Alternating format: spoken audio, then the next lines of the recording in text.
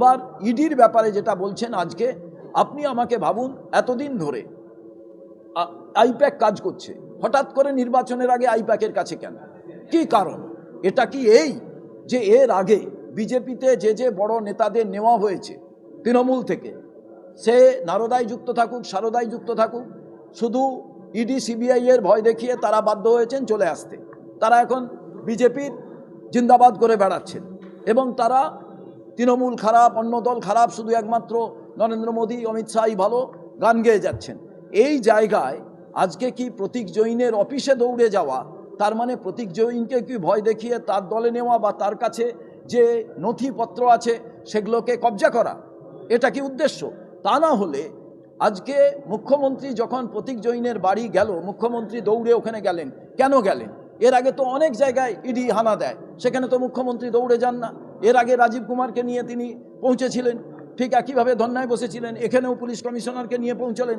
এবার প্রশ্ন হচ্ছে, নরেন্দ্র মোদী যখন নির্বাচনের সময় প্লেনে যাচ্ছিলেন তার কিছু লাগেজকে আটকে ছিল এক আইএস অফিসার। কি হয়েছিল আপনারা সবাই জানেন। আজকে ইডির অফিসাররা কেন মুখ্যমন্ত্রী নাকি ফাইল নিয়ে বেরোচ্ছিলেন, কেন আটকালেন না? কারণটা কি? তার মানে কি এটাও বাইনারি পলিটিক্স, যে বিজেপি আর তৃণমূল এটা নিয়েই সারা দিন আপনাদের চ্যানেলে আলোচনা হবে? মানুষের রুটি রোজগার, চাকরি, খাবার, গ্যাসের দাম বৃদ্ধি, আনাজপত্রের দাম বৃদ্ধি, চালের দাম বৃদ্ধি, এগুলো সব চলে যাবে। ওষুধের দাম বৃদ্ধি, এগুলো কিছুই আর ডিসকাশনে থাকবে না।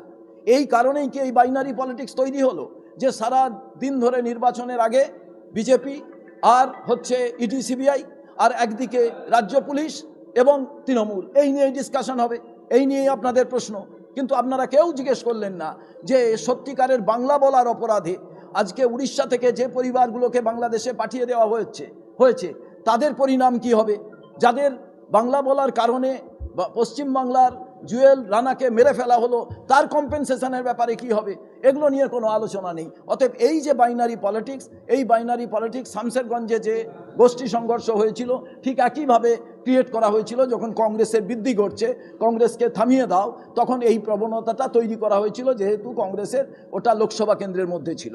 আমি মনে করি যে বাংলার মানুষ সব দেখছেন, ভারতবর্ষের মানুষ সব দেখছেন, এটা একটা চিত্রনাট্য তৈরি হয়েছে নতুনভাবে, এটা একটা ম্যাচ ফিক্সিং, এটা একটা ড্রামা।